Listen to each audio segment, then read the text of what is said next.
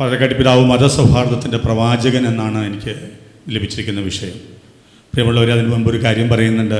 നമ്മുടെ ബഹുമാനപ്പെട്ട നരികുള അച്ഛൻ്റെ ഒരു പുസ്തകം, ഏറ്റവും പുതിയ പുസ്തകം ഇവിടെയുണ്ട്. ഒത്തുതീർപ്പിലെ ഉതപ്പുകൾ എന്ന പുസ്തകം എല്ലാവരും വായിച്ചിരിക്കേണ്ട മനോഹരമായ പുസ്തകമാണ്. ഞാൻ പാറക്കാട്ടി പിതാവ് എന്നെ 2 പ്രാവശ്യമാണ് അദ്ദേഹത്തെ പല പ്രാവശ്യം കണ്ടിട്ട് 2 പ്രാവശ്യമാണ് എനിക്ക് നേരിട്ട് സംസാരിക്കാൻ അവസരം കിട്ടിയത്.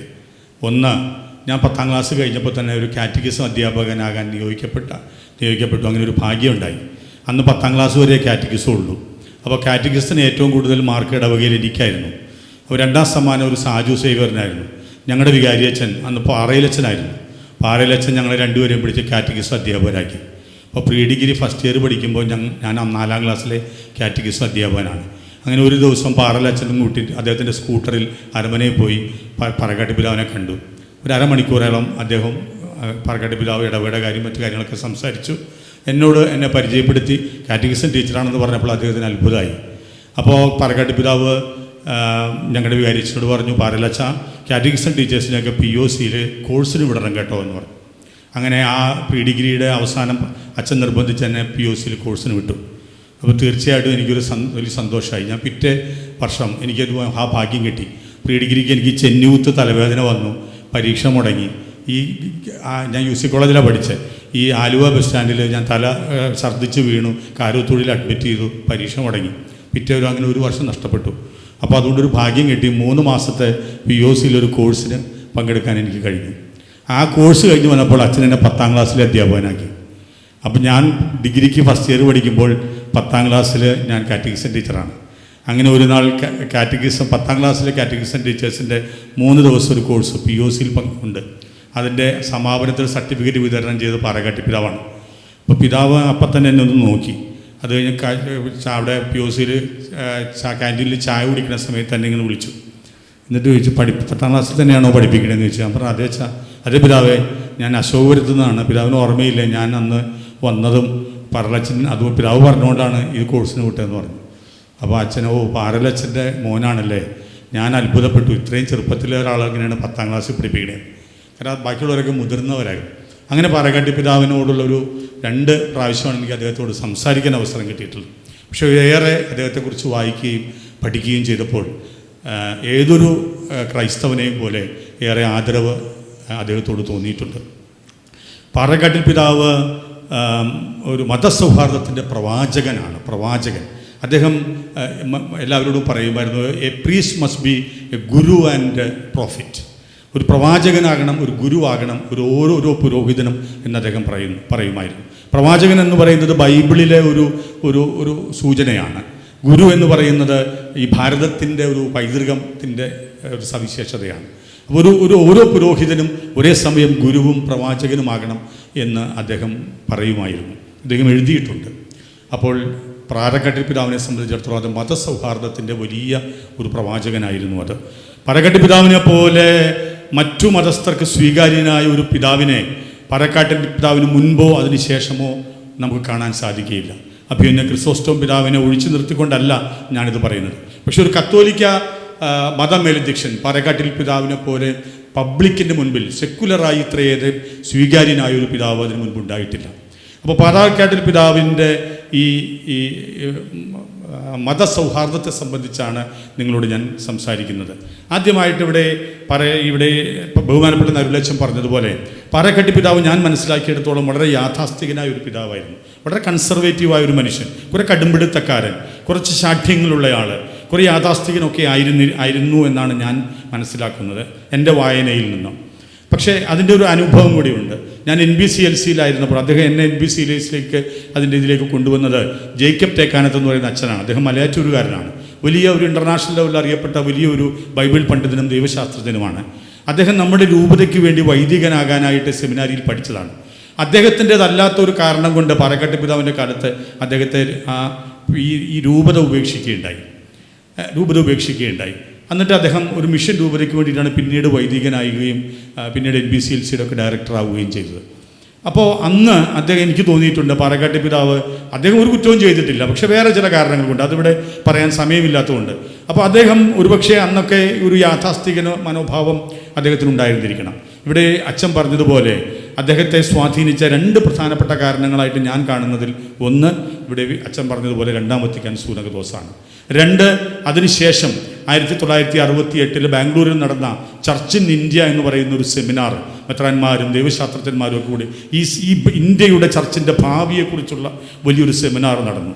ഈ രണ്ടു കാര്യങ്ങൾ അദ്ദേഹത്തിൻ്റെ ചിന്താഗതിയെയും അദ്ദേഹത്തിൻ്റെ ജീവിത രീതിയെയും ഒക്കെ മാറ്റിമറിച്ചു എന്നാണ് എനിക്ക് തോന്നുന്നത്. അപ്പോൾ ഈ മതസൗഹാർദ്ദത്തെ സംബന്ധിച്ച് എല്ലാ മതങ്ങളോടും അദ്ദേഹത്തിന് ഉണ്ടായിരുന്ന തുറവി അതിനെ ഏറെ തെറ്റിദ്ധരിക്കപ്പെട്ടിട്ടുണ്ട് സഭയ്ക്കുള്ളിൽ തന്നെ. അപ്പോൾ എന്തായിരുന്നു അതിൻ്റെ ഒരു ദൈവശാസ്ത്രപരമായ അടിസ്ഥാനം എന്താണ് എന്നുള്ളതാണ് അതിൻ്റെ ഒരു പ്രധാനപ്പെട്ട കാര്യം. പാറക്കാട്ട് പിതാവ് ഒരിക്കലും സഭയുടെ പഠനങ്ങൾക്ക് വിരുദ്ധമായിട്ട് നിലകൊണ്ടിട്ടില്ല. സഭയുടെ പഠനങ്ങളുടെ ഉള്ളിൽ നിന്നുകൊണ്ട് തന്നെ, പ്രത്യേകിച്ച് രണ്ടാം വത്തിക്കാൻ സൂനകദോസിൻ്റെ പ്രമാണരേഖകൾക്ക് അനുസൃതമായിട്ടാണ് അദ്ദേഹം മറ്റു മതസ്ഥരോടെല്ലാം ഈ സമഭാവനയോടുകൂടി പെരുമാറിയിരുന്നത്. അതിൻ്റെ പ്രധാനപ്പെട്ട ഒരു കാരണം വത്തിക്കാൻ സൂനകദോസ് പറയുന്നത് പോലെ ദൈവം ഒന്നേ ഉള്ളൂ, പല ദൈവമില്ല. മുസ്ലിം ദൈവവും ഹിന്ദു ദൈവവും ക്രിസ്തു ദൈവവുമില്ല. മറ്റു ദൈവങ്ങൾക്ക് ആരാധന അർപ്പിക്കുന്നത് ഭക്ഷിക്കാൻ പാടില്ല എന്ന് പറഞ്ഞാൽ മറ്റു ദൈവമില്ല. മറ്റു ദൈവമുണ്ടെന്നൊരു ക്രിസ്ത്യാനി വിശ്വസിച്ചാൽ അവൻ വിഗ്രഹാരാധകനാണ്. അതാണ് വിഗ്രഹാരാധന. അതാണ് ദൈവത്തിനെതിരായിട്ടുള്ള ഏറ്റവും വലിയ പാപം. വേറൊരു ദൈവമില്ല, ദൈവം ഒന്നേ ഉള്ളൂ. പക്ഷെ ആ ദൈവത്തെ മനസ്സിലാക്കുന്നതിൽ വ്യത്യസ്തതയുണ്ട്. ദൈവം ഒന്നേ ഉള്ളൂ എന്ന് എല്ലാവരും സമ്മതിക്കും. അപ്പോൾ മറ്റു മതസ്ഥരുമായി സംവാദത്തിനും സംഭാഷണത്തിനും സഹവർത്തത്തിലും ഏർപ്പെടാൻ അടിസ്ഥാനപരമായ കാരണം ഇതാണ്: ഏകപിതാവിൻ്റെ മക്കളാണ് എല്ലാവരും. ഇതാണ് അതിൻ്റെ അടിസ്ഥാനപരമായ കാരണം. അപ്പോൾ വിയോജിക്കാനും വേർപെടാനും നമുക്ക് 100,000 കാരണങ്ങളുണ്ട്. പക്ഷെ യോജിക്കാൻ ഈ ഒരൊറ്റ കാരണമേ ഉള്ളൂ: എല്ലാവരും ദൈവപിതാവിൻ്റെ മക്കളാണ്. അപ്പോൾ ഈ ദൈവപിതാവിനെ മനസ്സിലാക്കുന്നതിൽ, ആ ദൈവപിതാവിൻ്റെ അടുത്തേക്കുള്ള യാത്രയിൽ വ്യത്യസ്തമായ വഴികളിലൂടെ സഞ്ചരിക്കുന്നവരാണ് എല്ലാവരും. എൻ്റെ വഴി എനിക്ക് പ്രിയപ്പെട്ടതാണ്. എൻ്റെ വഴി എനിക്ക് സമ്മാനിച്ച ബോധ്യങ്ങളും അനുഭവങ്ങളും എന്നെ സംബന്ധിച്ചിടത്തോളം വിലപ്പെട്ടതാണ്. പക്ഷേ ഞാൻ ഒരിക്കലും പറയരുത് ഈ വഴി മാത്രമാണ് ശരിയെന്ന്. അപ്പോൾ എൻ്റെ ലക്ഷ്യത്തിലേക്ക് ഞാൻ നടക്കുന്നത് പോലെ മറ്റു വഴികളിലൂടെ അതേ ലക്ഷ്യത്തിലേക്ക് നടക്കുന്ന മറ്റുള്ളവരുണ്ട് എന്നുള്ളത് കൊണ്ട് നാം അവരെ ശത്രുക്കളായിട്ട് കണക്കാക്കരുത്, നാം അവരെ സഹതീർത്ഥാടകരായി കണക്കാക്കണം. ഒരേ ലക്ഷ്യത്തിലേക്ക് യാത്ര ചെയ്യുന്ന തീർത്ഥാടകരാണ്, എൻ്റെ സഹതീർത്ഥാടകരാണ് അന്യമതസ്ഥരെല്ലാവരും. ഇതാണ് കൗൺസിൽ കാഴ്ചപ്പാട്. ഈ കാഴ്ചപ്പാടാണ് വത്തിക്കാൻ പാറക്കാട്ട് പിതാവ് സ്വീകരിച്ചത്. അപ്പോൾ ഒരേ വഴിയിലൂടെ ഒരേ ലക്ഷ്യത്തിലേക്ക് യാത്ര ചെയ്യുന്ന, വ്യത്യസ്ത വഴികളിലൂടെ യാത്ര ചെയ്യുന്ന സഹതീർത്ഥാടകർ. അതുകൊണ്ട് അനുഭവങ്ങളുടെ തലത്തിൽ വ്യത്യസ്തതയുണ്ടാകും. പക്ഷേ ആത്മീയ തലത്തിൽ ഒരു ഏകത്വമുണ്ട്. ആത്മീയ തലത്തിൽ ഏകത്വമുണ്ട്. ആചാരാനുഷ്ഠാനങ്ങളുടെ രംഗത്തിൽ, വിശ്വാസ പ്രമാണങ്ങളുടെ കാര്യത്തിൽ ഒക്കെ വൈവിധ്യമുണ്ട്. നിശബ്ദതയിൽ ഒരു ഏകത്വമുണ്ട്. സംഭാഷണങ്ങളിൽ വൈവിധ്യമുണ്ട്. ഇതാണ് പിതാവ് എപ്പോഴും പറഞ്ഞുകൊണ്ടിരുന്നത്. ഈ നിശബ്ദതയിൽ ഒരു ഏകത്വം, അത് ഭാരതത്തിൻ്റെ പ്രത്യേകതയാണ്. അപ്പോൾ എല്ലാ മതങ്ങളിലും ഈ അടിസ്ഥാനപരമായ ഒരു ഏകത്വമുണ്ട്. അപ്പോൾ ആ ഏകത്വത്തെ നമ്മൾ അന്വേഷിക്കുകയും വൈവിധ്യത്തെ ആദരിക്കുകയും ചെയ്യണം. ഇതാണ് പാറക്കാട്ട് പിതാവിനെ സംബന്ധിച്ചിടത്തോളം ഉണ്ടായിരുന്ന ഒരു കാഴ്ചപ്പാട്. ഏകത്വത്തെ നാം അന്വേഷിച്ച് കണ്ടെത്തണം, വൈവിധ്യത്തെ ആദരിക്കണം, ബഹുമാനിക്കണം. ഇതൊരു വലിയ വലിയ കാഴ്ചപ്പാടാണ്. അങ്ങനെ ഒരു കാഴ്ചപ്പാടുണ്ടാകണമെങ്കിൽ സ്വന്തം വിശ്വാസത്തിൽ ആഴമുള്ളവർക്ക് മാത്രമേ അത് സാധിക്കൂ. ഇപ്പം ആൽമരത്തിന് അഗാധമായ വേരുകളുള്ളത് കൊണ്ട് അതിന് പരന്ന ശാഖകളുണ്ട്. പക്ഷെ വാഴയ്ക്കതില്ല. വേരിന് ആഴമില്ലാത്തത് കൊണ്ട് ഒരു കാറ്റ് വന്നാൽ വാഴ താഴെ വീഴും. പിന്നെ അതിന് ചില തൊങ്ങലുകൾ വെച്ചാലേ വാഴ നേരെ നിൽക്കുകയുള്ളൂ. ഇവിടെ നമ്മളൊക്കെ പലരും തൊങ്ങലുകൾ കൊണ്ട് നേരെ നിൽക്കുന്നവരാണ്. പക്ഷെ പാറക്കാട്ട് പിതാവിനെ സംബന്ധിച്ചിടത്തോളം ആൽമരത്തെ പോലെ ക്രിസ്തു വിശ്വാസത്തിൽ ആഴമേറിയ വേരുകൾ ഉണ്ടായിരുന്നത് കൊണ്ട് മറ്റു മതങ്ങളിലേക്ക് തുറക്കാൻ, വിശാലമായ ശാഖകൾ വിടർത്താൻ പാറക്കാട്ട് പിതാവിന് കഴിഞ്ഞിരുന്നു. അത് ക്രിസ്തുവിലുള്ള ആഴമേറിയ വിശ്വാസമുള്ളത് കൊണ്ട് മാത്രമാണ്. അപ്പോൾ ഈ ഒരു സഹവർത്തിത്വത്തിൻ്റെ ശൈലി, ഈ മറ്റുള്ളവരോട് ശത്രുതയല്ലാതെ സഹവർത്തിത്വം വേണം എന്ന് അദ്ദേഹം എപ്പോഴും പറയുമായിരുന്നു. അപ്പോൾ ഇതാണ് ഒരു പ്രധാനപ്പെട്ട, എല്ലാവരും ദൈവപിതാവിൻ്റെ മക്കളാണ്. അതുകൊണ്ട് ആ ദൈവപിതാവിൻ്റെ മക്കളെന്നതിൽ ഈ വ്യത്യസ്തതകളെ അംഗീകരിച്ചുകൊണ്ടും ആദരിച്ചുകൊണ്ടും നമുക്കെങ്ങനെ ഏകത്വം കഴിയും. എനിക്ക് എപ്പോഴും തോന്നിയിട്ടുള്ളൊരു കാര്യം യൗസേപ്പിതാവിൻ്റെ കാര്യമാണ്. ഈ യൗസേപ്പിതാവിന് മാതാവിനെ ഉപേക്ഷിക്കാൻ 100,000 കാരണങ്ങളുണ്ടായിരുന്നു. യൗസേപ്പിതാവിൻ്റെ രാജ്യം പറയുന്ന നിയമങ്ങൾ നിരത്തി യൗസേപ്പിതാവിന് മാതാവിനെ ഉപേക്ഷിക്കാമായിരുന്നു. മതം പറയുന്ന യൗസേപ്പിതാവിൻ്റെ മതം നിരത്തുന്ന കാരണങ്ങൾ, ഇഷ്ടംമാതിരി കാരണങ്ങളുണ്ടായിരുന്നു യൗസേപ്പിതാവിന് മാതാവിനെ ഉപേക്ഷിക്കാനും മാതാവിനെ ഒഴിച്ചു നിർത്താനുമായിട്ട്. അവിടുത്തെ സമൂഹം പറയുന്ന കാരണങ്ങളുണ്ടായിരുന്നു, സാമൂഹ്യപരമായ കാരണങ്ങളുണ്ടായിരുന്നു. അങ്ങനെ 100,000 കാരണങ്ങൾ യൗസേപ്പ് പിതാവിന് മാതാവിനോട് വിയോജിക്കാനും മാതാവിനെ ഒഴിവാക്കാനും ഉണ്ടായിരിക്കെ യൗസേപ്പ് പിതാവ് ഒരേ ഒരു കാരണം കണ്ടെത്തി. അത് ദൈവാത്മാവിൻ്റെ നിമന്ത്രണങ്ങൾക്ക് കാതോർത്തപ്പോൾ കിട്ടിയ ഒരേ ഒരു കാരണമാണ്. ദൈവത്തിൻ്റെ സ്വരം ഹിതമതാണെന്നുള്ള ഒരു തിരിച്ചറിവിൻ്റെ കാരണം. 1000 കാരണങ്ങൾ ഉപേക്ഷിക്കാനും വിയോജിക്കാനും ഉണ്ടായിരിക്കെ ഒരേ ഒരു കാരണം കണ്ടെത്തിയപ്പോഴാണ് അവിടെ ഉണ്ണീശോ പിറന്നത്, രക്ഷകൻ പിറന്നത്. നമുക്കും മതജീവിതത്തിൽ അങ്ങനെയാണ്.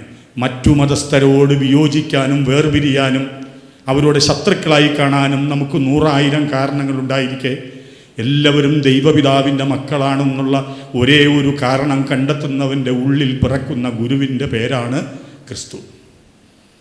അങ്ങനെ ആ ഉള്ളിൽ പിറന്ന ഗുരു പിറന്ന ഒരു മഹായോഗീവര്യനായിരുന്നു പാറേക്കാട്ടിൽ പിതാവ്. അപ്പോൾ ഈ out of the church there is no salvation സഭ പഠിപ്പിച്ചതാണ്. ട്രെൻഡ് ഫ്ലോറൻസ് സൂനകദോസുകളിൽ അസന്നിഗ്ധമായി പഠിപ്പിച്ചു, സഭയ്ക്ക് പുറമേ രക്ഷയില്ല. അപ്പോൾ അതുകൊണ്ട് ഇതായിരുന്നു നമ്മുടെ ഒരു മിഷൻ പ്രവർത്തനത്തിൻ്റെ ഒരു മാൻഡേറ്റ്. സഭയ്ക്ക് പുറമേ രക്ഷയില്ല, കത്തോലിക്ക സഭയിൽ അംഗങ്ങളാക്കാത്തവർക്കൊന്നും രക്ഷയില്ല. അതുകൊണ്ട് ഈ മിഷൻ പ്രവർത്തനം എന്ന് പറഞ്ഞാൽ എങ്ങനെയെങ്കിലും സഭയിൽ അംഗങ്ങളാക്കുക. അവനെ മാമോദിസ മുക്കി കത്തോലിക്ക സഭയിലേക്ക്, കത്തോലിക്ക സഭയുടെ വള്ളത്തിലേക്ക് അവനെ കയറ്റിയാൽ അവൻ രക്ഷപ്പെട്ടു. ഇതായിരുന്നു നമ്മുടെ മിഷനറിമാരുടെയൊക്കെ ചിന്ത. സഭ അങ്ങനെയാണ് പഠിപ്പിച്ചിരുന്നത്. അപ്പോൾ നമ്മുടെ മിഷണറിമാരൊക്കെ അത് സോപ്പ് കൊടുത്തും ഗോതമ്പ് കൊടുത്തും പാല് കൊടുത്തും വേണ്ടി വന്നാൽ തോക്ക് കാണിച്ചും നമ്മൾ ക്രിസ്ത്യാനികളാക്കി. നമ്മുടെ അനുഭവങ്ങളും നമ്മുടെ ചരിത്രവും അതാണ്. അപ്പോൾ ഗോവയിലൊക്കെ നമ്മളത് ചെയ്തതാണ്. അപ്പോൾ നമ്മൾ തോക്ക് കാണിച്ചും നമ്മൾ ക്രിസ്ത്യാനികളാക്കി. അവർ കുറ്റം പറഞ്ഞിട്ട് കാര്യമില്ല, കാരണം അവരുടെ ആത്മാവ് രക്ഷപ്പെടണം. ഇതായിരുന്നു നമ്മുടെ മിഷണറിമാരുടെ ശ്രദ്ധ മുഴുവൻ. നമ്മുടെ ഫ്രാൻസിസ് സേവ്യർ ഇഗ്നേഷ്യസ് ലയോളയ്ക്ക് അയച്ച കത്തിലൊക്കെ അതിൻ്റെ സൂചനകളുണ്ട്. ഒരു അമ്മ ഒരു കുഞ്ഞ് തീക്കുണ്ടത്തിലേക്ക് നടന്നെടുക്കുമ്പോൾ അമ്മ അവനെ തല്ലുന്നു, വേണ്ടി വന്നാൽ അവൻ്റെ കൈ ഒടിഞ്ഞു പോകുന്ന വിധത്തിൽ അടിക്കുന്നു. വേറൊന്നിനുമല്ല, ഈ കുഞ്ഞ് തീക്കുണ്ടത്തിൽ ചാടാതിരിക്കാനാണ്. അപ്പോൾ അതുപോലെ ഇവരുടെ ഈ മറ്റു മതസ്ഥരുടെ ആത്മാക്കളെ രക്ഷിക്കാനുള്ള ആഗ്രഹത്തിലും അമിതാവേശത്തിലും അവരെ എങ്ങനെയെങ്കിലും ക്രിസ്ത്യാനികളാക്കുക. ഇതിനെയായിരുന്നു ഗാന്ധിജിയും എതിർത്തത്. കൽക്കട്ടയിൽ മിഷൻ പ്രവർത്തനത്തിൻ്റെ വന്നപ്പോൾ നമുക്കറിയാലോ, ലോകം കണ്ട ഏറ്റവും വലിയ ക്രിസ്തു ശിഷ്യൻ ആരാണെന്ന് എന്നോട് ചോദിച്ചാൽ ഞാൻ പറയും അത് മഹാത്മാഗാന്ധിജിയാണ്. ക്രിസ്തുവിനെ സ്വജീവിതത്തിൽ അടയാളപ്പെടുത്തിയത് ഗാന്ധിയെ പോലെ മറ്റാരുമില്ല. പക്ഷേ ആ ഗാന്ധി പോലും ഈ മിഷൻ പ്രവർത്തനത്തിൻ്റെ ഈ ശൈലിയെ അതിരൂക്ഷമായി വിമർശിക്കുകയാണ് ഉണ്ടായത്. അദ്ദേഹം പറഞ്ഞു, റോസാപുഷ്പം, ഈ റോസാപുഷ്പം നിങ്ങൾ ഇതിങ്ങനെ പ്രഘോഷിച്ച് നടക്കേണ്ട കാര്യമൊന്നുമില്ല. അതിൻ്റെ സൗന്ദര്യം കണ്ടിട്ട് അതിൻ്റെ സൗരഭ്യം അനുഭവിച്ചിട്ട് ആളുകൾ മുഴുവൻ അതിനെ സ്വന്തമാക്കാൻ ശ്രമിക്കും. ക്രിസ്തുവിനെ നിങ്ങളിങ്ങനെ മാർക്കറ്റ് ചെയ്യരുത്. ഈ മതങ്ങളുടെ മാർക്കറ്റിൽ വിളിച്ചു നടക്കേണ്ട ഒരാളല്ല ക്രിസ്തു. അപ്പോൾ അതുകൊണ്ട് ക്രിസ്തുവിനെ നിങ്ങളുടെ അനുഭവത്തിലൂടെ പങ്കുവയ്ക്കാൻ പരിശ്രമിക്കണമെന്ന് ഗാന്ധിജി എപ്പോഴും പറയുമായിരുന്നു. അപ്പോൾ വാസ്തവത്തിൽ രണ്ടാം വത്തിക്കാൻ കൗൺസിൽ നൽകുന്ന വലിയ ദർശനം അതാണ്. സുവിശേഷവൽക്കരണം എന്ന് പറയുന്നത് ക്രിസ്ത്യാനികളെ ആക്കുന്ന പരിപാടിയല്ല, ക്രിസ്താനുഭവം പങ്കുവെക്കലാണ്. എന്നിലുള്ള ക്രിസ്തുവിനെ മറ്റുള്ളവർക്ക് പകർന്നു കൊടുക്കുന്ന പ്രക്രിയയുടെ പേരാണ് സുവിശേഷവൽക്കരണം. ഇതാണ് വത്തിക്കാൻ കൗൺസിൽ നൽകിയ ഒരു പുതിയ ദർശനം. വത്തിക്കാൻ കൗൺസിൽ പല കാര്യങ്ങളിലും ഒരു പാരഡൈം ഷിഫ്റ്റ് നൽകിയതാണ്. പ്രധാനമായും ഞാൻ വിചാരിക്കുന്നു 5 കാര്യങ്ങളിലാണ് വത്തിക്കാൻ സുനകദോസ് ഒരു പുതിയ കാഴ്ചപ്പാട് നൽകിയത്. അതൊന്ന് ദൈവത്തെക്കുറിച്ച്, 2 ക്രിസ്തുവിനെക്കുറിച്ച്, 3 സഭയെക്കുറിച്ച്, 4 ലോകത്തെയും അതിൻ്റെ സംവിധാനങ്ങളെയും കുറിച്ച്, 5 മനുഷ്യവംശത്തെക്കുറിച്ച് ഒരു പുതിയ കാഴ്ചപ്പാട്, ഒരു പുതിയ പാരഡൈം ഷിഫ്റ്റ് വത്തിക്കാൻ സുനകദോസ് നൽകി. ഇവിടെ അച്ഛൻ പറഞ്ഞു, സഭയെക്കുറിച്ച് നടത്തിയ കാഴ്ചപ്പാടിൻ്റെ പ്രതിഫലനമാണ് ലിറ്റർജിയെ സംബന്ധിച്ചുമൊക്കെ ഉണ്ടായിട്ടുള്ള ഈ നവീകരണ പ്രക്രിയയൊക്കെ വത്തിക്കാൻ കൗൺസിൽ നൽകിയത്. അപ്പോൾ ലോകവും അതിൻ്റെ സംവിധാനങ്ങളും മനുഷ്യകുലവും അതിൻ്റെ സംസ്കാരങ്ങൾ, വിവിധ മതങ്ങൾ, ഇതിനൊക്കെ വത്തിക്കാൻ കൗൺസിൽ ഒരു പുതിയ ദർശനത്തിലൂടെ കണ്ടു. Out of the church there is no salvation എന്നത് സഭയുടെ പഠനമായിരുന്നു. അത് ആദിമ സഭാപിതാക്കന്മാർ പഠിപ്പിച്ചതാണ്. ക്രിസ്തുവാണ് ഏകരക്ഷകൻ, സഭയ്ക്ക് പുറമെ രക്ഷയില്ല. പക്ഷെ അതിനെ വത്തിക്കാൻ സുനകദോസ് ഒന്ന് റീഡിഫൈൻ ചെയ്തു, ഒന്ന് പുനർവ്യാഖ്യാനിച്ചു. സഭ എന്താണെന്ന് വത്തിക്കാൻ കൗൺസിൽ മനസ്സിലാക്കിയപ്പോൾ സഭ ദൈവജനത്തിൻ്റെ കൂട്ടായ്മയാണെന്നുള്ള മനോഹരമായ ഒരു ഇൻ്റർപ്രിട്ടേഷനാണ് സഭയെക്കുറിച്ച് വത്തിക്കാൻ കൗൺസിൽ നൽകിയത്. അപ്പോൾ സഭയ്ക്ക് 2 ഡൈമെൻഷൻ ഉണ്ടെന്ന് കൗൺസിൽ പറഞ്ഞു. ഒന്ന്, അതിനൊരു സഭാമാനമുണ്ട്. 2, അതിനൊരു സാർവത്രികമാനമുണ്ട്. ഒരു എക്ലീസിയാസ്റ്റിക്കൽ ഡൈമെൻഷൻ ഉണ്ട്. സഭ ക്രിസ്തുവിൻ്റെ തുടർച്ചയും കുദാശയുമാണ് എന്നുള്ളതാണ് അതിൻ്റെ എക്ലീസിയാസ്റ്റിക്കൽ ഡൈമെൻഷൻ. സഭ ക്രിസ്തുവിൻ്റെ തുടർച്ചയും കുദാശയുമാണ്. അതേസമയം സഭ രക്ഷയുടെ കുദാശയാണ്. അതാണ് അതിൻ്റെ യൂണിവേഴ്സൽ ഡൈമെൻഷൻ. സഭ രക്ഷയുടെ കുദാശയാണ്. അപ്പോൾ സഭ ക്രിസ്തുവിൻ്റെ കുദാശയാണ് സഭാമക്കൾക്ക് എന്നതുപോലെ സഭ സാർവത്രികമായ മനുഷ്യരുടെ രക്ഷയുടെ ഒരു കുദാശയും കൂടിയാണ്. അപ്പോൾ ക്രിസ്തു മരിച്ചത് എല്ലാവർക്കും വേണ്ടിയാണ്. സകല മനുഷ്യരും രക്ഷപ്പെടണമെന്നുള്ള ദൈവത്തിൻ്റെ ആഗ്രഹം. ലിറ്റർജി സക്രസാന്തം കൊൻസീലിയം തുടങ്ങുന്നത് തന്നെ തിമോത്തിയോസിന് എഴുതിയ ഈ ഒരു ലേഖനം ആമുഖമായി പറഞ്ഞുകൊണ്ടാണ്. സകല മനുഷ്യരും രക്ഷപ്പെടണമെന്നുള്ള ദൈവത്തിൻ്റെ ആഗ്രഹം, അതാണ് സഭയ്ക്കുള്ളത്. അപ്പോൾ അവളുടെ ലിറ്റർജി അങ്ങനെ തന്നെ ആയിരിക്കണം. എന്നെ മാത്രം രക്ഷിക്കുന്ന ഒരു ദൈവമല്ല, സകല മനുഷ്യരെയും രക്ഷിക്കുന്ന ഒരു ദൈവം. അപ്പോൾ രക്ഷയുടെ ഈ സാർവത്രിക കുദാശയായി സഭയ്ക്ക് മാറണം. അപ്പോൾ എങ്ങനെയാണ് സഭ മറ്റുള്ളവരെ രക്ഷിക്കുന്നത്? അപ്പോൾ വത്തിക്കാൻ സുനദോസ് പറഞ്ഞു, രണ്ട് സഭയുണ്ട്. ഒരു ദൃശ്യസഭയുമുണ്ട്, ഒരു അദൃശ്യ സഭയുമുണ്ട്. ഒരു വിസിബിൾ ചർച്ചുണ്ട്, മാർപ്പാപ്പയും കർദിനാളും മെത്രാന്മാരും നമ്മളുമൊക്കെ അംഗങ്ങളായിരിക്കുന്ന ഒരു ദൃശ്യസഭ. ഒരു ഇൻവിസിബിൾ ചർച്ചുണ്ട്, ഒരു അദൃശ്യ സഭ. ആരൊക്കെ ക്രിസ്തുവിൻ്റെ സുവിശേഷാനുസൃതം ജീവിക്കുന്നുണ്ടോ, ആരൊക്കെ സ്വന്തം മനസ്സാക്ഷിക്കനുസൃതമായി നല്ല ജീവിതം നയിക്കുന്നുണ്ടോ, ആരൊക്കെ മനുഷ്യരുടെ നന്മയെ പ്രതി ജീവിക്കുന്നുണ്ടോ, അവരെല്ലാവരും സഭയിലൂടെ ക്രിസ്തുവിലൂടെ രക്ഷ പ്രാപിക്കും. ഈ ഇൻവിസിബിൾ ചർച്ചിലൂടെ, ഈ അദൃശ്യമായ സഭയിലൂടെ രക്ഷ പ്രാപിക്കും. ഇതായിരുന്നു വത്തിക്കാൻ കൗൺസിലിൻ്റെ പ്രബോധനം. അപ്പോൾ രക്ഷ പിന്നെ കത്തോലിക്കിൻ്റെ പോക്കറ്റിലല്ല. നമ്മൾ രക്ഷ ഡിസ്ട്രിബ്യൂട്ട് ചെയ്യുന്ന സോൾ സെല്ലിംഗ് ഡിസ്ട്രിബ്യൂട്ടർ അല്ല. നമ്മൾ ചെയ്യേണ്ടത് നമ്മുടെ ക്രിസ്താനുഭവം പങ്കുവെക്കലാണ്. ആ ക്രിസ്തുവിനെ നമ്മൾ മറ്റു സംസ്കാരങ്ങളിൽ അന്വേഷിക്കണം, തേടണം. അവിടെ ഒളിഞ്ഞും തെളിഞ്ഞും കിടക്കുന്ന, അവരുടെ പുണ്യഗ്രന്ഥങ്ങളിൽ ഒളിഞ്ഞും തെളിഞ്ഞും കിടക്കുന്ന ക്രിസ്തുവിനെ നമ്മൾ കണ്ടെത്താൻ പരിശ്രമിക്കണം. ഇത് കൗൺസിൽ പറഞ്ഞതാണ്. ഇതാണ് അക്ഷരശ പാറക്കാട്ട് പിതാവ് നടപ്പിലാക്കിയത്. അപ്പോൾ വത്തിക്കാൻ കൗൺസിലിൻ്റെ പ്രമാണരേഖ പിന്നെ ഗൗതം എക്സ്പേസിൽ സഭ ആധുനിക ലോകത്തിലെ 22ാം പ്രമാണരേഖ ഇങ്ങനെയാണ്: ആരുടെ ഹൃദയങ്ങളിൽ അദൃശ്യമാവിധം പ്രസാദവരം പ്രവർത്തിക്കുന്നുണ്ടോ ആ സന്മനസ്സുള്ള സകല മനുഷ്യരെ സംബന്ധിച്ചും ഇതെല്ലാം വാസ്തവമാണ്. കാരണം മനുഷ്യവംശത്തെക്കുറിച്ച്, മനുഷ്യ മഹാകുടുംബത്തെക്കുറിച്ചൊക്കെ പറഞ്ഞിട്ടാണ് 22ാം ഇതിലേക്ക് വരുന്നത്. പാപം എന്താണ്, മനുഷ്യവംശം എന്താണെന്നൊക്കെ പറഞ്ഞിട്ട് 22ാമത്തെ ഖണ്ഡികയിൽ വരുമ്പോൾ പറയുകയാണ്, എല്ലാ മനുഷ്യർക്കും സംബന്ധിച്ചുള്ള ഇതെല്ലാം വാസ്തവമാണ്. കാരണം ക്രിസ്തു മരിച്ചത് എല്ലാവർക്കും വേണ്ടിയാണ്. മനുഷ്യൻ്റെ ആത്യന്തികമായ വിളി ഏകമാണ്, ദിവ്യവുമാണ്. വളരെ മനോഹരമായ ഒരു വാചകമാണ്. മനുഷ്യൻ്റെ ആത്യന്തികമായ വിളി ഏകമാണ്, ദിവ്യവുമാണ്. തന്മൂലം എല്ലാ മനുഷ്യർക്കും ക്രിസ്തുവിൻ്റെ പെസഹാരഹസ്യവുമായി സംയോജിക്കാനുള്ള സാധ്യത ദൈവത്തിനു മാത്രം ഗ്രാഹ്യമായ രീതിയിൽ പവിത്രാത്മാവ് നൽകുന്നുണ്ടെന്ന് നാം വിശ്വസിക്കേണ്ടിയിരിക്കുന്നു. ഇത്ര മനോഹരമായ പഠനമാണ്. എല്ലാ മനുഷ്യർക്കും ക്രിസ്തുവിൻ്റെ പെസഹാരഹസ്യവുമായി സംയോജിക്കാനുള്ള സാധ്യത. നമുക്കറിയാം, മനുഷ്യൻ്റെ രക്ഷയ്ക്ക് വേണ്ടിയാണ് അവൻ കുരിശിൽ മരിച്ചത്. മനുഷ്യൻ്റെ രക്ഷ സാധ്യതമായത് അവൻ്റെ പീഡാനുഭവവും കുരിശുമരണവും ഉത്ഥാനവും കൊണ്ടാണ്. അതാണ് പെസഹാരഹസ്യം. ആ പെസഹാരഹസ്യത്തിൽ ക്രിസ്ത്യാനികളായി നമ്മൾ മാത്രമല്ല പങ്കാളികളാകുന്നത്, സകല മനുഷ്യർക്കും ക്രിസ്തുവിൻ്റെ ഈ പെസഹാരഹസ്യവുമായി സംയോജിക്കാനുള്ള സാധ്യത ദൈവത്തിനു മാത്രം ഗ്രാഹ്യമായ രീതിയിൽ പവിത്രാത്മാവ് നൽകുന്നുണ്ടെന്ന് നാം വിശ്വസിക്കേണ്ടിയിരിക്കുന്നു. മാർപ്പാപ്പയ്ക്ക് പോലും അതറിയില്ലെന്ന് എളിമയോടുകൂടി സഭ പറയുകയാണ്. അവിടെയാണ് നമ്മൾ ഈ അഹങ്കാരവും പേറി നമ്മളൊക്കെ അവകാശവാദങ്ങളൊക്കെ ഉന്നയിച്ച് ഇങ്ങനെ കൊട്ടിഘോഷിച്ച് നടക്കുന്നത്. സഭ വിനീതമായി പറയുന്നു, എല്ലാ മനുഷ്യരും രക്ഷപ്പെടും ക്രിസ്തുവിലൂടെ, സഭയിലൂടെ. പക്ഷെ അതെങ്ങനെയാണെന്ന് ദൈവത്തിന് മാത്രമേ അറിയൂ. അപ്പോൾ അതിൻ്റെ അവകാശവാദവും അട്ടിപ്പേറ്റും നമ്മൾ എടുക്കാൻ നിൽക്കരുത്. മാർപ്പാപ്പയ്ക്ക് പോലും അതറിയില്ല. പക്ഷെ ഒന്നറിയാം, എല്ലാ മനുഷ്യരും രക്ഷപ്പെടും. നിരീശ്വരവാദികൾ പോലും ഈ ഗണത്തിൽ വരുമെന്നാണ് കൗൺസിൽ പറയുന്നത്. കാരണം പലപ്പോഴും നിരീശ്വരവാദികൾ അവരുടെ കുറ്റം കൊണ്ടല്ല അങ്ങനെ ആയത്. വിശ്വാസികളുടെ വിശ്വാസപരമല്ലാത്ത ജീവിതം കൊണ്ടാണ് ഇവിടെ നിരീശ്വരവാദം ആവിർഭവിക്കുന്നതെന്ന് കൗൺസിൽ പറയുന്നുണ്ട്. എല്ലാ സാഹചര്യത്തിലും അങ്ങനെയല്ല. പക്ഷെ പലപ്പോഴും ഈ നിരീശ്വരവാദം ആവിർഭവിക്കുന്നത് മതം മനുഷ്യനെ മയക്കുന്ന കറുപ്പാണെന്ന് കാർൽ മാർക്സ് പറയേണ്ടി വന്നത് അക്കാലത്ത് മതം അങ്ങനെയായിരുന്നു. പള്ളിയിൽ പോയി ഞങ്ങളെല്ലാവരും ദൈവപിതാവിൻ്റെ മക്കളാണെന്ന് പറയുകയും ബൈബിൾ മുറുകെ പിടിക്കുകയും ചെയ്തിട്ട് പുറത്തിറങ്ങി ഫ്യൂഡലിസത്തെയും അടിമക്കച്ചവടത്തെയും നമ്മൾ പ്രോത്സാഹിപ്പിക്കുമ്പോൾ കാർൽ മാർക്സിന് അങ്ങനെയല്ലാതെ പറയാൻ പറ്റും? അപ്പോൾ അതുകൊണ്ട് കൗൺസിൽ പറയുന്നു, നിരീശ്വരവാദികളെപ്പോലും സൃഷ്ടിക്കുന്നതിൽ വിശ്വാസികളുടെ വിശ്വാസപരമല്ലാത്ത ജീവിതം കാരണമായിട്ടുണ്ട്. അപ്പോൾ ആ നിരീശ്വരവാദികൾ പോലും നന്മ പ്രവർത്തിക്കുമ്പോൾ അത് ക്രിസ്തുവിൻ്റെ സുവിശേഷാനന്ദമായിട്ട് അവർ ജീവിക്കുമ്പോൾ അവർക്കും രക്ഷ ദൈവം പ്രദാനം ചെയ്യും. രക്ഷ അവർ രക്ഷിക്കില്ല എന്ന് പറയാൻ നമ്മളാളല്ല. വർക്കി പിതാവിനോട് ഒരു പ്രാവശ്യം ചോദിച്ചു, ഈ വർക്കി പിതാവിന് ഒരു ധാരണ വന്നു, ഇടതുപക്ഷത്തിൻ്റെ കൂടെയാണ് വർക്കി പിതാവ് എന്നുള്ളൊരു ഇത്. അപ്പോൾ മനോരമ ലേഖൻ ഒരിക്കലും ചോദിച്ചു, പിതാവേ വിശ്വാസികൾക്കല്ലേ വോട്ട് ചെയ്യേണ്ടത് എന്നൊരു പത്രലേഖൻ പുള്ളിനൊന്ന് കൊടുക്കാൻ വേണ്ടി ചോദിച്ചതാണ്. അപ്പോൾ വർക്കി പിതാവ് ചോദിച്ചു, ആരാണ് വിശ്വാസി? പുള്ളി തിരിച്ചു ചോദിച്ചു, ആരാണ് വിശ്വാസി? ഒരാൾ 360 ദിവസവും പള്ളിയിൽ പോകുന്നു, കൊന്ത ചെല്ലുന്നു, സകലതും ചെയ്യുന്നു, പക്ഷേ അയാളുടെ ജീവിതം മുഴുവൻ മനുഷ്യർക്കെതിരാണ്.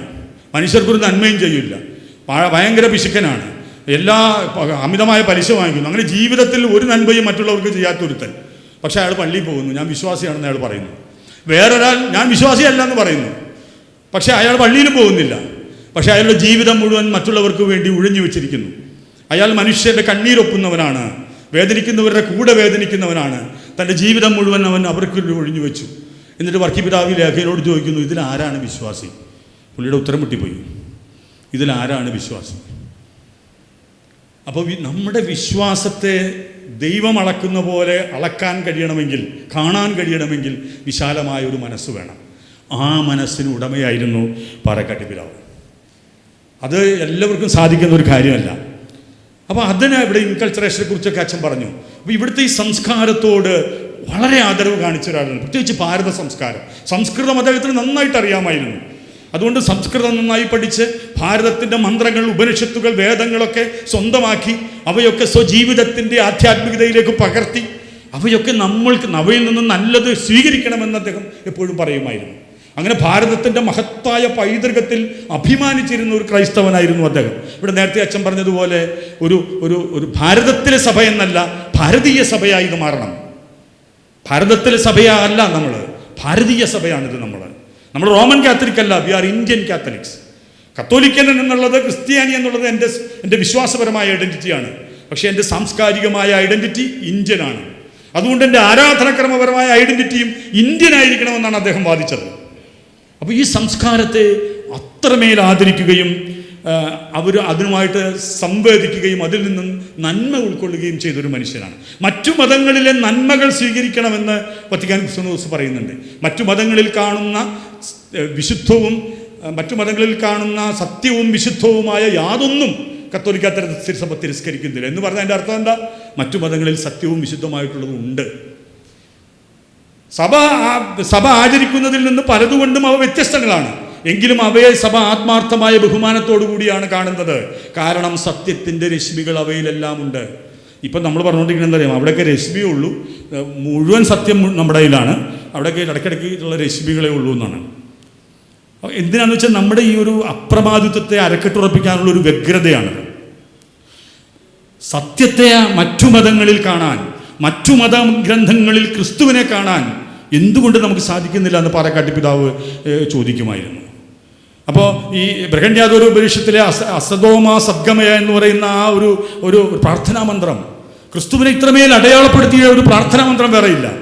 അതുപോലെ പൂർണ്ണമന്ത്രം, ആ പൂർണ്ണമന്ത്രം, ഈശാവാസ ഉപനിഷത്തിലെ പൂർണ്ണമന്ത്രം, ഇതെല്ലാം അദ്ദേഹം സ്വീകരിക്കുമായിരുന്നു. സ്വർഗസ്നായ പിതാവ് പൂർണ്ണരായിരിക്കുന്നത് പോലെ നിങ്ങളും പൂർണ്ണരായിരിക്കുന്നു എന്ന് പറഞ്ഞ ക്രിസ്തുവിൻ്റെ ദർശനം, പൂർണ്ണതയിലേക്ക് ഞങ്ങളെ നയിക്കണേ എന്ന ഭാരതത്തിൻ്റെ പൂർണ്ണമന്ത്രം, ഇങ്ങനെ നമുക്ക് ഭാരതത്തിൻ്റെ സംസ്കാരത്തിൽ നിന്നും സ്വീകരിക്കാൻ കഴിയുന്നതിനെയൊക്കെ നമ്മൾ സ്വീകരിക്കണമെന്ന് അദ്ദേഹം പറയുകയുണ്ടായി.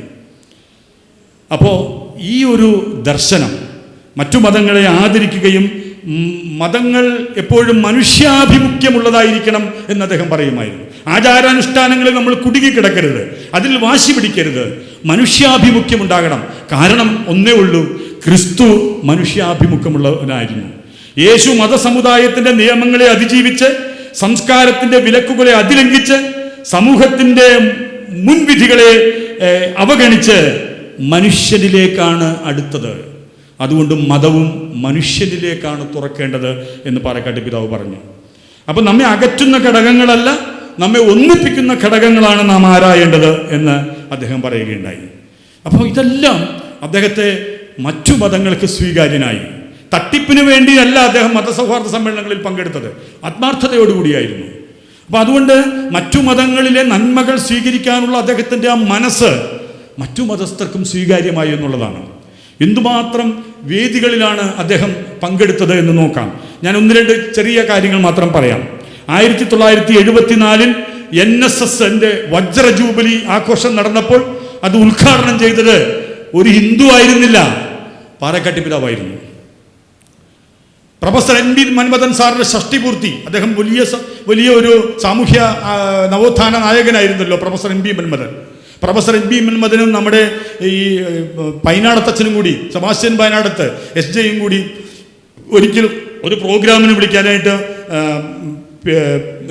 അരമനയിൽ പിതാവിനെ കാണാൻ പോയി.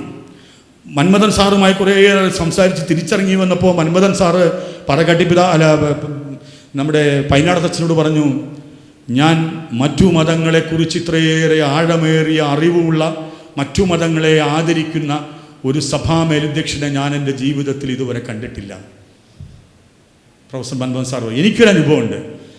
KK വിശ്വനാഥൻ, നമുക്കറിയാമല്ലോ, പഴയ KPCC പ്രസിഡന്റും ഗാന്ധിയനും ഒക്കെ ആയിരുന്നു KK വിശ്വനാഥൻ, ഗുജറാത്ത് ഗവർണറായിരുന്നു. അദ്ദേഹവും ഞാനുമായിട്ട് ചില ഞങ്ങൾ ഈ എറണാകുളത്തെ ശ്രീനാരായണ സേവാ സംഘത്തിൽ വെച്ച് ഒരു PP രാജ് എന്ന് പറഞ്ഞ അദ്ദേഹത്തിൻ്റെ ഒരു ശിങ്കിടിയാണ്. അങ്ങനെ ഞങ്ങൾ കുറേ സംസാരിച്ചു. അദ്ദേഹത്തിന് ഞാൻ കല്യാണത്തിന് ക്ഷണിക്കാനായിട്ട് കൊച്ചിയിൽ വീട്ടിൽ പോയി.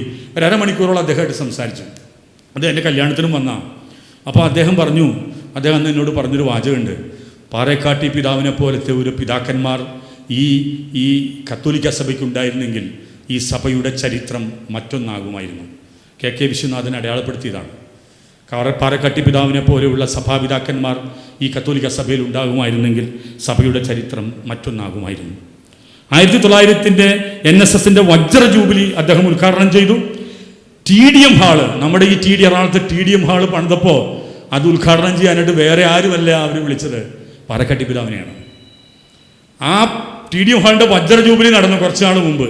പിതാവൊക്കെ മരിച്ചുപോയി. അപ്പോൾ അവർ അരമനയിൽ അന്വേഷിച്ച് വന്നിരിക്കുകയാണ്, പാറക്കാട്ടി പിതാവ് അന്ന് ഉദ്ഘാടനം ചെയ്ത ആ പ്രസംഗം കിട്ടുമോയെന്നറിയാൻ. നമ്മുടെ ആർക്കൈവ്സിൽ വന്ന് ഇഗ്നേഷ്യസ് പയ്യപ്പള്ളി അച്ഛൻ അത് തപ്പിയെടുത്ത് അവർക്ക് കൊടുത്തു, അവർക്ക് പ്രസിദ്ധീകരിക്കാൻ. 50 കൊല്ലം മുമ്പ് പിതാവ് നടത്തി ആ പ്രസംഗം അന്വേഷിച്ച് അവർ വന്നു എന്നുള്ളതാണ്.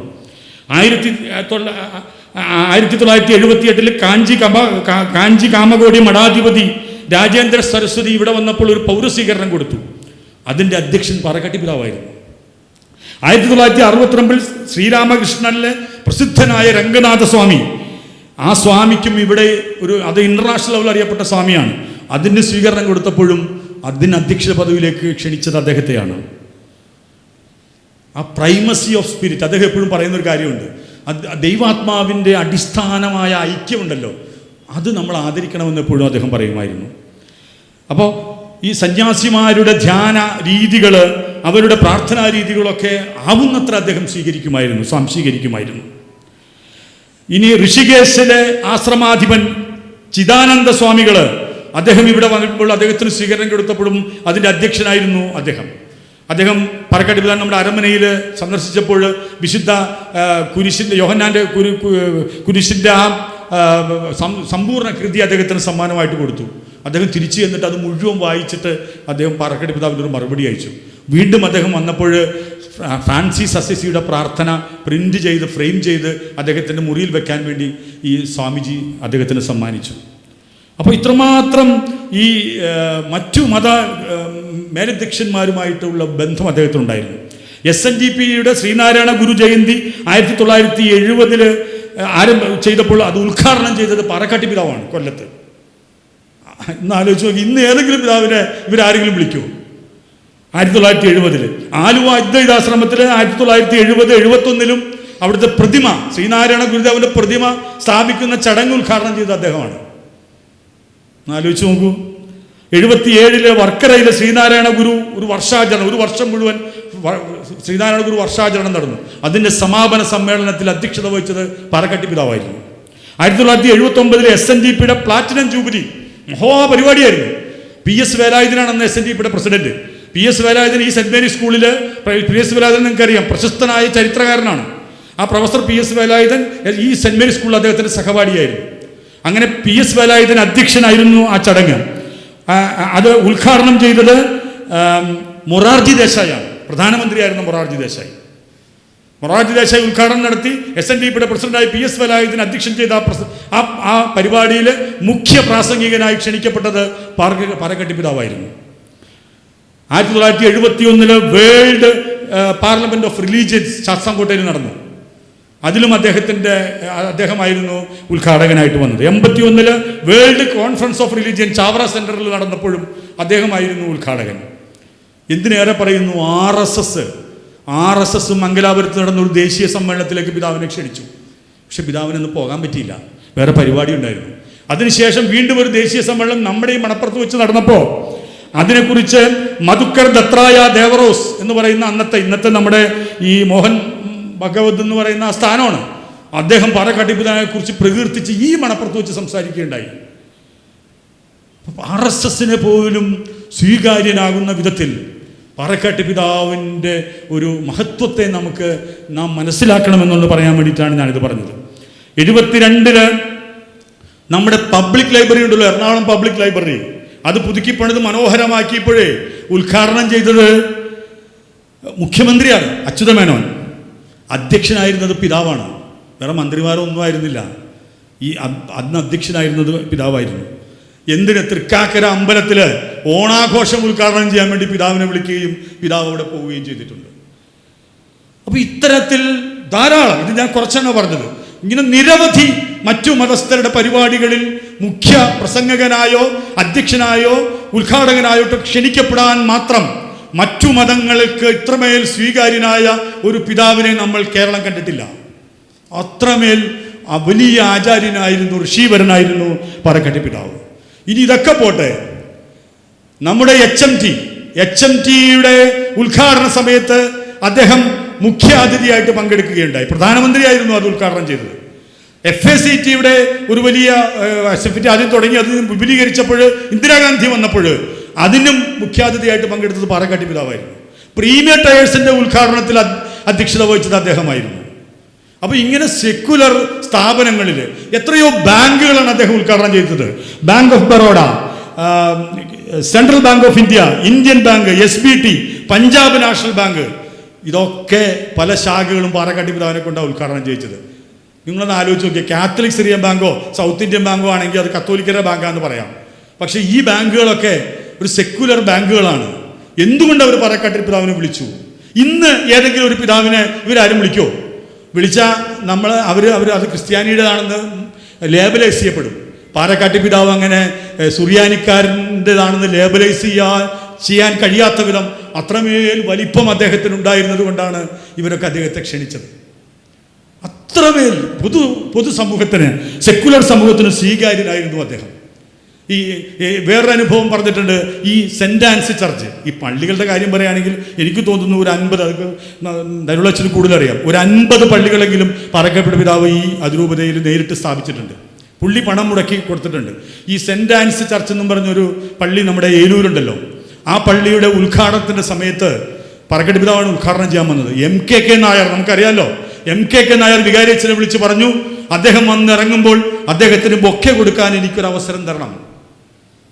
അങ്ങനെ ആ പള്ളിയിൽ വന്നിറങ്ങിയപ്പോൾ മഹാനായ MKK നായരാണ് അദ്ദേഹത്തിന് ബൊക്കെ കൊടുത്ത് സ്വീകരിച്ചത്. എത്രയോ പള്ളികളിൽ അദ്ദേഹം ഈ പള്ളികൾ കൊടുത്തു. ഞങ്ങളുടെ അശോകപുരം പള്ളി പാറക്കാട്ടി പിതാവ് കാഴ്ച കൊടുത്ത് വാങ്ങിച്ച് തന്നതാണ്. ഈ NAD പള്ളി എന്തിന്? നമ്മുടെ ഈ തായിക്കാട്ടിര പള്ളി വന്നപ്പോൾ അദ്ദേഹത്തെ എല്ലാവരും കുറ്റപ്പെടുത്തി. എന്തിനാണ് ഇവിടെ ഒരു പള്ളിയുണ്ട്, പിന്നെ എടപ്പള്ളി പള്ളിയുണ്ട്, ഇതിൻ്റെ ഇടയിൽ പള്ളി എന്തിനാണ്? അപ്പോൾ പിതാവ് പറഞ്ഞെന്ന് പറഞ്ഞാൽ, എനിക്ക് കുരിശ് വരയ്ക്കാനായിട്ട് യാത്ര ചെയ്യുമ്പോൾ ഇതിൻ്റെ ഇടയിൽ എടപ്പള്ളി പള്ളി കഴിഞ്ഞാൽ ഈ ചന്തപ്പള്ളിക്ക് ഇടയ്ക്ക് ഒരു കുരിശ് വരയ്ക്കാൻ എനിക്കൊരു പള്ളി വേണം, അതായിട്ട് കണക്കാക്കിയാൽ മതി എന്ന് പറഞ്ഞു. അതുപോലെ നമ്മുടെ പാലാരിവട്ടം പള്ളി പണിതപ്പോഴും അദ്ദേഹത്തെ ഇങ്ങനെ കുറ്റപ്പെടുത്തി. അപ്പോൾ അദ്ദേഹം പറഞ്ഞു, എടപ്പള്ളിയിൽ നിന്ന് യാത്ര ചെയ്ത് ഞാൻ ബസിലിക്കൽ എത്തുന്നതിന് മുമ്പ് എനിക്ക് കുരിശ് വരയ്ക്കാൻ ഒരു പള്ളി വേണം എന്ന് പറഞ്ഞു. ഇന്നൊന്ന് ആലോചിച്ച് നോക്കി, ഇന്ന് ആ സിരാ കേന്ദ്രത്തിൽ 800 ചില്ലാൻ ഇടവക്കാരുണ്ടെന്ന് ഈ പാലാരിവട്ടത്ത്. മറ്റൊരു പ്രധാനപ്പെട്ട ഒരു കാര്യം വെച്ചാൽ ഈ കാക്കനാട് സെൻറ് അസീസി പള്ളി, അവിടെ അദ്ദേഹം സ്ഥലം വാങ്ങി. കാക്കനാട് അറിയാലോ, കാക്കനാട് ഇഷ്ടംമാതിരി സ്ഥലം അദ്ദേഹം വാങ്ങി. അന്ന് എല്ലാവരും അദ്ദേഹത്തെ കുറ്റപ്പെടുത്തി, കാക്കകളുടെ നാടാണ്, കുറുക്കന്മാരുടെ നാടാണെന്ന്. അന്ന് അദ്ദേഹം പറഞ്ഞു, ഒരു നാൾ ഈ കാക്കനാട് ഈ എറണാകുളം ജില്ലയുടെ പ്രധാന സ്ഥിരാകേന്ദ്രമാകുമെന്ന് അന്ന് അദ്ദേഹം പറഞ്ഞു. അവിടെ പള്ളി മേടിച്ചു. എന്നിട്ട് എടപ്പള്ളി പള്ളിയിലെ അച്ഛനോട് അവിടെ പോയി പള്ളി പണിയാൻ പറഞ്ഞു. അപ്പോൾ എടപ്പള്ളി അച്ഛൻ അവിടെ പള്ളി പോയി 2650 രൂപ മുടക്കിയാണ് അന്ന് ആദ്യത്തെ പള്ളി പണിത്. അപ്പോൾ ഒരു പ്രശ്നം, അവിടുത്തെ ഇടവക്കാരെല്ലാം കൂടെ പ്രശ്നം ഉണ്ടാക്കി. അച്ഛാ, അവിടെ ഒരു ഒറ്റ സുറിയാനിക്കാരനില്ല, 4 ലത്തീൻകാർ മാത്രമേ അവിടെ ഉള്ളൂ. ഒറ്റ സുറിയാനി ഇടവക്കാരില്ലാത്തടത്ത് എന്തിനാണ് ഈ പള്ളി പണിയണേ? ഈ എടപ്പള്ളി പള്ളിയിലെ കാശ് മുടക്കി പണിയേണ്ട കാര്യമുണ്ടോ? അവിടെ പൊതുയോഗത്തിൽ ഭയങ്കര പ്രശ്നമായി. അച്ഛൻ എന്നിട്ട് പിതാവിന് എഴുതി, പിതാവേ, എൻ്റെ ഇടവക്കാർ പുതിയതിലുള്ള കൈക്കാരന്മാരെല്ലാം പ്രശ്നം ഉണ്ടാക്കുന്നു, എന്തിനാണ് ഒരു ഇടവക്കാർ പോലും ഇല്ലാത്ത അവിടെ ഈ പള്ളിയിൽ നിന്ന് കാശ് മുടക്കി പണിയണത് എന്ന് ചോദിക്കുന്നു. അത് അവർ പറയുന്നതിൽ കാര്യമുണ്ടെന്നാണ് എനിക്കും തോന്നുന്നതെന്ന് പറഞ്ഞു. പിതാവ് ഇപ്പോൾ തിരിച്ച് മറുപടി ചോദിച്ചു, അച്ഛാ, ഇന്നല്ലെങ്കിൽ നാളെ അവിടെ നമ്മുടെ കത്തോലിക്ക കുടുംബങ്ങൾ വരും. ഇന്ന് 1100 ചില്ലാനും കുടുംബങ്ങളുണ്ട് ആ പള്ളിയിൽ. എന്നാലോചിച്ച് നോക്കിയേ. ഇത് ഞാനീ പറഞ്ഞത് 67-ലോ മറ്റോ സംഭവിച്ചതാണ്. ഇത് 2005 ആകുമ്പോൾ 1100-ലധികം കുടുംബങ്ങളുണ്ട്. അതിലേറെ കുടുംബങ്ങളുണ്ട് ഇടവ ചേരാത്തവർ, ഇടവ ചേർന്നവർ മാത്രം അദ്ദേഹമുണ്ട്. അങ്ങനെ നമ്മുടെ സഭയിലും സമൂഹത്തിലും മറ്റു മതങ്ങളെക്കുറിച്ചും ദീർഘവീക്ഷണമുണ്ടായിരുന്ന ഒരു പിതാവായിരുന്നു അദ്ദേഹം എന്ന് പറയുന്നതിൽ വലിയ ഇതുണ്ട്. ഞാൻ അവസാനിപ്പിക്കുകയാണ്. 5 പ്രധാനപ്പെട്ട തത്വങ്ങൾ അദ്ദേഹം ഈ മറ്റു മതസ്ഥരുമായുള്ള സംവാദത്തിൽ അദ്ദേഹം മുന്നോട്ട് വയ്ക്കുന്നുണ്ട്. ഒന്ന്, മറ്റു മതങ്ങളുടെ സംഭാഷണത്തിൽ, സമീപനത്തിൽ നാം വിനീതരാവണം. വലിയേട്ടൻ ചമയരുത്, ഞാൻ വലിയേട്ടനാണെന്ന് വിചാരിക്കരുത്, വിനീതരാകണം. സമഭാവനയും സാഹോദര്യഭാവവും പുലർത്തണം. മറ്റു മതങ്ങളുമായിട്ടുള്ള മതസ്ഥരുമായിട്ടുള്ള സംഭാഷണങ്ങളും സഹവർത്തിത്വത്തിലുമെല്ലാം ഈ ഒരു മനോഭാവം നമുക്കുണ്ടാകണം. 2, വി മസ്റ്റ് ബി ഓപ്പൺ. നമ്മൾ ഉള്ളു തുറക്കണം, സംശയം പാടില്ല. നല്ല കാര്യങ്ങൾ പരസ്പരം പങ്കുവെക്കണം, പരസ്പരം സ്വീകരിക്കണം. ഇതായിരുന്നു അദ്ദേഹത്തിൻ്റെ 2ാമത്തെ കാര്യം. 3ാമത് അദ്ദേഹം പറഞ്ഞു, മറ്റു മതസ്ഥരുമായുള്ള ബന്ധങ്ങളിൽ ആത്മാർത്ഥത വേണം, കപടത പാടില്ല. ഈ വത്തിക്കാൻ കൗൺസിലിനെ കുറിച്ച് എല്ലാവരും വാചാലനാകും, അങ്ങനെ പഠിപ്പിച്ചിട്ടുണ്ട്, ഇങ്ങനെ പഠിപ്പിച്ചിട്ടുണ്ടെന്നൊക്കെ പറയും. പക്ഷെ കാര്യത്തോട് അടുക്കുമ്പോൾ പലരും കണ്ണടയ്ക്കും എന്ന് പിതാവ് പറയാണ്. അതുകൊണ്ട് ഈ ഇരട്ടത്താപ്പ് പാടില്ല. അപ്പോൾ ഈ ഡൈക്കോട്ടോമി ബിറ്റ്വീൻ ഐഡിയൽ ആൻഡ് ആക്ഷൻ, വാക്കും പ്രവൃത്തിയും തമ്മിലുള്ള ഈ വ്യത്യാസമുണ്ടല്ലോ, അതൊരിക്കലും ഇതിനകത്ത് പാടില്ല. 4ാമത് അദ്ദേഹം പറയുന്നു, പ്രാർത്ഥനാ ചൈതന്യത്തോടു കൂടി വേണം പ്രശ്നങ്ങളെ അഭിമുഖീകരിക്കാൻ. തൻ്റെ മക്കളായ ഹിന്ദുവും ക്രിസ്ത്യാനിയും മുസൽമാനും ഏകയോഗമായി അർപ്പിക്കുന്ന പ്രാർത്ഥന, ആ പ്രാർത്ഥനയിൽ ദൈവം സന്തുഷ്ടനാകും. അതുകൊണ്ട് നമ്മൾ ചില ചാട്യങ്ങൾ പിടിക്കരുത്. പൊതുവായി സ്വീകരിക്കാവുന്ന വാക്കുകളെ സ്വീകരിക്കാവുള്ളൂ. അത്ര സന്ദർഭങ്ങളെന്ന് പറയായിരുന്നു. ഈ ഗീതാ മുഖർജി എന്ന് പറയുന്ന ഒരു ഹിന്ദു പെൺകുട്ടി മദർ തെരേസയുടെ അടുത്ത് എപ്പോഴും വരുമായിരുന്നു, ചെറുപ്പം മുതലേ. അപ്പോൾ ഗീതാ മുഖർജി വന്ന് വൈകുന്നേരം വന്ന്, ഞാൻ പെട്ടെന്ന് അവസാനിപ്പിക്കാം, അപ്പോൾ വരുമ്പോൾ മദർ തെരേസ ഒരുമിച്ചിരുന്ന് പ്രാർത്ഥിക്കും. അപ്പോൾ ഇവള് 10ാം ക്ലാസ് കഴിഞ്ഞു, പ്രീ ഡിഗ്രി കഴിഞ്ഞു. ഡിഗ്രി കഴിഞ്ഞപ്പോൾ ഇവള് മദറിനോട് ഗീത ഒരു സംശയം ചോദിച്ചു, മദറേ, എത്രയോ കാലമായി ഞാനിവിടെ വരുന്നു, നമ്മൾ പ്രാർത്ഥിക്കാനിരിക്കുമ്പോൾ എന്തുകൊണ്ടാണ്, നിങ്ങളുടെ ദൈവം ജീസസ് അല്ലേ, എന്തുകൊണ്ടാണ് മദർ പ്രാർത്ഥിക്കുമ്പോൾ ജീസസ് എന്ന പദം ഉപയോഗിക്കാത്തത്? ഓൾമൈറ്റി എന്നുള്ള പദമാണല്ലോ ഉപയോഗിക്കുന്നത്, ദൈവം എന്നുള്ള ഒരു പദമല്ലേ ഉപയോഗിക്കുന്നത്. അപ്പം മദർ മറുപടി പറഞ്ഞു, മോളെ, ഞാനും നീയും വ്യത്യസ്തമായ വിശ്വാസങ്ങളിലുള്ളവരാണ്, പക്ഷെ നമ്മളെല്ലാവരും ഒരേ പിതാവിൻ്റെ മക്കളാണ്. ഞാനും നീയും ഒന്നിച്ചിരുന്നു പ്രാർത്ഥിക്കുന്നു എന്നുള്ളതാണ് ദൈവത്തിന് ഏറ്റവും ഇഷ്ടം, പ്രത്യേകമായ ഒരു പദം വെച്ച് പ്രാർത്ഥിക്കുന്നതിലല്ല എന്ന് മദർ മറുപടി പറഞ്ഞു. ആ പെൺകുട്ടി MA കഴിഞ്ഞപ്പോൾ ക്രിസ്ത്യാനിയായി, ആരുടെയും പ്രേരണയില്ലാതെ. ആ പെൺകുട്ടി പറഞ്ഞു, മദർ അനുഭവിക്കുന്ന ഈശോനെ എനിക്കും അനുഭവിക്കണം. അങ്ങനെ അവൾ ക്രിസ്ത്യാനിയായി. പ്രിയമുള്ളവരെ, ഇതായിരുന്നു പാറക്കാട്ടി പിതാവിൻ്റെ ദർശനം. ഈ മതസൗഹൃദ സമ്മേളനങ്ങളിലുള്ള പ്രാർത്ഥനകളിൽ നമ്മൾ അനാവശ്യമായ പദങ്ങൾ അടിച്ചേൽപ്പിക്കരുത്, പൊതുവേ സ്വീകാര്യമായ പദങ്ങൾ ഉപയോഗിക്കണം. ഒന്നിച്ച് പ്രാർത്ഥിക്കുക എന്നുള്ളതാണ് പ്രധാനപ്പെട്ടത് എന്ന് അദ്ദേഹം പറയുമായിരുന്നു. 5ാമത്തത്, മനുഷ്യരുടെ ഇടയിൽ കോട്ടകൾ കെട്ടരുത്, ഒരു യൂണിവേഴ്സൽ ബ്രദർഹുഡ് ഉണ്ടാവണം എന്ന് അദ്ദേഹം പറയുന്നു. ഞാൻ അവസാനിപ്പിക്കുന്നതിന് മുൻപ് 1970-ലാണ് FABC എന്ന സംഘടന ഉണ്ടാകുന്നത്, federation of Asian bishop conference. അതിൻ്റെ ആദ്യത്തെ സമ്മേളനത്തിൽ ഒരു പ്രതിജ്ഞ നടത്തി. ആ പ്രതിജ്ഞ ഉണ്ടാക്കുന്നതിൽ പാറക്കാട്ടി പിതാവിന് ഗണ്യമായ പങ്കുണ്ടായിരുന്നു. അത് 25/11/1970 മനിലയിൽ വെച്ച് ഈ മെത്രാന്മാർ നടത്തിയൊരു പ്രതിജ്ഞയാണ്. ആ പ്രതിജ്ഞ ഇങ്ങനെയാണ്: ഏഷ്യയിലെ മറ്റു മതങ്ങളിലുള്ള സഹോദരന്മാരുമായി തുറവിയോടും ആത്മാർത്ഥതയോടും കൂടെ നിരന്തരം സംഭാഷണത്തിൽ ഏർപ്പെടുന്നതാണെന്ന് ഞങ്ങൾ പ്രതിജ്ഞയെടുക്കുന്നു. നമ്മെ ആധ്യാത്മികമായി സമ്പുഷ്ടരാക്കുവാൻ, മറ്റുള്ളവരിൽ നിന്ന് പഠിക്കാനും സമഗ്ര പുരോഗതി നേടാനുമുള്ള യജ്ഞത്തിൽ മറ്റു മതസ്ഥരോടൊത്ത് കൂടുതൽ ഫലപ്രദമായി പ്രവർത്തിക്കാനും ഈ സഹവർത്തിത്വം നമ്മെ സഹായിക്കട്ടെ. ഇത് മെത്രാന്മാരെടുത്ത പ്രതിജ്ഞയാണ്. ഈ പ്രതിജ്ഞയിൽ ഉറച്ചു നിൽക്കാൻ കഴിയുന്ന മെത്രാന്മാർ നമുക്കിവിടെ ഉണ്ടായിരുന്നെങ്കിൽ ഈ നാടെത്ര സുന്ദരമായേനെ. പാറക്കാട്ടി പിതാവ് CBCയുടെ പ്രസിഡൻ്റായിരുന്നു. നമുക്കിപ്പോഴും ഒരു CBCയുടെ പ്രസിഡൻറ്റ് മലയാളിയായിട്ടുണ്ട്. ഈ പ്രതിജ്ഞ അദ്ദേഹം ഒന്ന് ആവർത്തിച്ച് വായിക്കുകയും അത് ആത്മാർത്ഥമായി ഉൾക്കൊള്ളുകയും ചെയ്താൽ നമ്മുടെ സഭയുടെ ചിത്രം മാറിക്കിട്ടുമെന്നുള്ള കാര്യത്തിൽ എനിക്ക് സംശയമില്ല. അതുകൊണ്ട് പാറേക്കാട്ട് പിതാവ് ഉയർത്തിയ സമുന്നയത്തിൻ്റെ, സംഭാഷണത്തിൻ്റെ, സഹവർത്തിത്വത്തിൻ്റെ ശൈലി നിത്യജീവിതത്തിൽ നാം അവലംബിക്കണം. ഇവിടെ കാർഡിനൽ ന്യൂമാൻ്റെ പ്രാർത്ഥന, ആ പാട്ടോടുകൂടി അദ്ദേഹത്തിൻ്റെ പ്രാർത്ഥനയാണത് ഇവിടെ ഈ സമ്മേളനം ആരംഭിച്ചത്. കർദിനാൾ ന്യൂമാൻ നമ്മുടെ കർദിനാൾ പാറേക്കാട്ടിൽ പിതാവിനെ ഏറ്റവും സ്വാധീനിച്ച ഒരു വ്യക്തിയാണ്. അതുകൊണ്ട് ആ ന്യൂമാൻ്റെ ദർശനവും അദ്ദേഹത്തെ ഏറെ സ്വാധീനിച്ചിട്ടുണ്ട്. ഞാൻ അവസാനിപ്പിക്കുകയാണ്. റോബർട്ട് ഫ്രോസ്റ്റിൻ്റെ ഒരു കവിതയുണ്ട്, മെൻഡിങ് വാൾ. നമ്മുടെ +2 പിള്ളേർക്ക് അത് പഠിക്കാനുണ്ട്. ആ കവിതയിൽ 2 വരി ഇങ്ങനെയാണ്: before I built a wall I would ask to know what I was walling in and what I was walling out. ഒരു മതിൽ കെട്ടുന്നതിന് മുൻപ് ഞാൻ എന്നോട് തന്നെ ചോദിക്കണം, ഞാൻ എന്താണ് ഈ മതിൽ കെട്ടി അകത്താക്കുന്നത്, ഞാൻ എന്താണ് ഈ മതിൽ കെട്ടി പുറത്താക്കുന്നത്. പ്രിയമുള്ളവരെ, നമ്മുടെ സമൂഹത്തിൽ നിന്നും മതങ്ങൾ വലിയ വലിയ മതിലുകൾ കെട്ടിക്കൊണ്ടിരിക്കുകയാണ്. അകത്തിരിക്കുന്നവരെ സുരക്ഷിതരാക്കാൻ വേണ്ടി പുറത്തിരിക്കുന്ന ആളുകളോടുള്ള ഭയം ജനിപ്പിക്കുകയും അങ്ങനെ വലിയ വലിയ മതിൽക്കെട്ടിനുള്ളിൽ അകത്തിരിക്കുന്നവരുടെ സുരക്ഷിതത്വം തേടുകയും ചെയ്യുന്നൊരവസ്ഥയാണ്. വല്ലാത്തൊരു സത്വബോധം ഇന്ന് മതങ്ങളെയൊക്കെ ബാധിച്ചിട്ടുണ്ട്. ഇടിച്ചു നിന്നില്ലെങ്കിൽ പിടിച്ചു നിൽക്കാൻ കഴിയില്ല എന്ന അകാരണമായ ഭയം നിമിത്തം ഒരു അകാരണമായ സത്വബോധത്തിൻ്റെ തടവറയിലാണ് ഇന്ന് മതങ്ങൾ പലതും. മതങ്ങൾ തമ്മിലും മതങ്ങൾക്കുള്ളിലുള്ള വിഭാഗങ്ങൾ തമ്മിലും ഈ സംശയത്തിൻ്റെ മതിലുകൾ പൊങ്ങിക്കൊണ്ടിരിക്കുകയാണ്. ഇവിടെ കവി അവസാനം പറയുന്നു, നമുക്കൊരു പ്രക്രിയയ്ക്ക് തുടക്കം കുറിക്കണം, മതിലുകൾ പൊളിക്കാനുള്ള പ്രക്രിയ. പ്രിയമുള്ളവരെ, പാറേക്കാട്ട് പിതാവിൻ്റെ ഈ സ്മരണ നമ്മെ ഉണർത്തുന്നത് ഈ മതിലുകൾ പൊളിക്കാനുള്ള പ്രക്രിയയാണ്. ആ മതിലുകൾ നമ്മുടെ മനസ്സുകളിലാണ്. മനസ്സുകളിൽ നിന്നും ഈ മതിലുകൾ പൊളിച്ചു മാറ്റുകയും വിശ്വമാനവ സാഹോദര്യത്തിലേക്ക്, യൂണിവേഴ്സൽ ബ്രദർഹുഡിലേക്ക് വളരുകയും ചെയ്യുക എന്നതാണ് പാറേക്കാട്ടിൽ പിതാവിന് കൊടുക്കാനുള്ള ഏറ്റവും വലിയ സമ്മാനമെന്ന് വിനയപൂർവ്വം ഓർമ്മിപ്പിച്ചുകൊണ്ട് എനിക്കിതിന് അവസരം തന്നതിന് ഇതിൻ്റെ ഭാരവാഹികൾക്ക് നന്ദി പറഞ്ഞുകൊണ്ട് ഞാൻ എൻ്റെ വാക്കുകൾ അവസാനിപ്പിക്കുന്നു. നന്ദി. ജയ് ക്രൈസ്റ്റ്, ജയ് ഭാരത്.